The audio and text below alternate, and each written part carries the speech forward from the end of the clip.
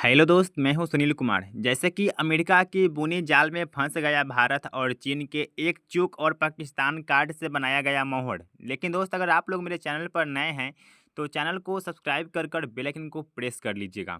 जैसे कि आप लोग के बता दें कि डोनाल्ड ट्रंप की अगुवाई में अमेरिका अपने मुख्य प्रतिद्वंदी चीन को नियंत्रित करने के लिए भारत का इस्तेमाल कर रहा है।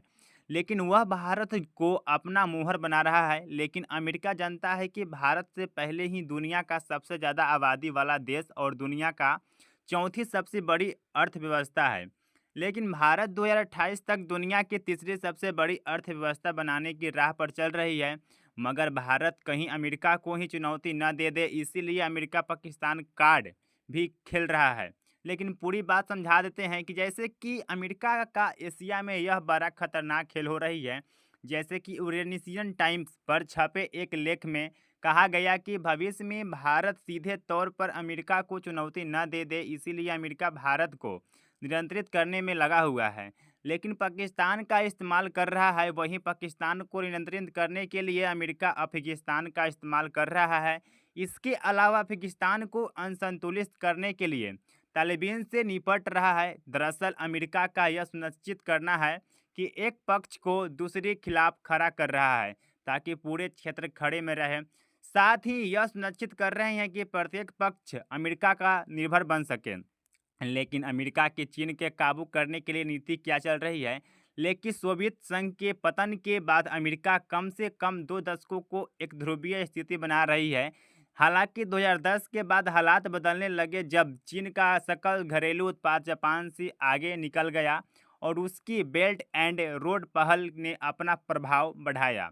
जो कि ओबामा प्रशासन की एशिया धुरी नीति के तहत अमेरिका ने मुख्य रूप से चीन के बढ़ते प्रभाव को नियंत्रित किया। लेकिन हिंद प्रशांत क्षेत्र की और संस्थाओं को पूर्ण संतुलन शुरू किया। यह ट्रैफिक और नियंत्रण के लिए डोनाल्ड ट्रंप से पहले कार्यकाल और जो बाइडेन को कार्यकाल के तहत तकनीकी प्रतिबंध को गठबंधन और साथ विकसित किए थे। लेकिन जैसे कि अमेरिका के नाम बदलकर भारत जल में फंसाया। लेकिन लेख के अनुसार अमेरिका ने माना कि प्रशांत क्षेत्र में चीन की प्रभाव को सीमित करने के लिए उसकी वैश्विक प्रभाव का कम करने के लिए महत्वपूर्ण है। हालांकि इस राजनीति के तहत अमेरिका ने एशिया प्रशांत नाम का बदलकर हिंद प्रशांत कर दिया था ताकि इस बात पर जोर दिया जा सके कि इस क्षेत्र में भारत का समान हिस्सेदारी है और चीन प्रशांत क्षेत्र का अपना पिछला हिस्सा नहीं समझ सकता है।